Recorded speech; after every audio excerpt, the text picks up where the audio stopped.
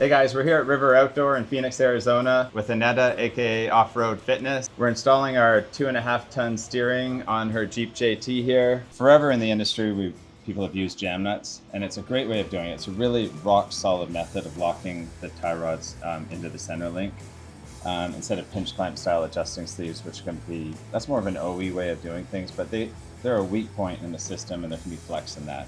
So this is a much more solid method of doing it. Downside to jam nuts is they're notorious for backing off. So you're constantly redoing your alignment. So this completely eliminates that problem of jam nuts backing off. Okay, so how ProLock works is we've machined a keyway into the tie rod end, and then we've built a keyway washer. Once you have your alignment set, then we're just going to slide this keyway washer down over the wrench flats on the center link. That completely locks the center link from any kind of rotation. Then we just spin this jam nut down. We're going to leave it just like this for now. We're going to install it, we're going to double check the alignment, and then we're going to torque this to 150 foot-pounds and then set these set screws in to completely lock it in place.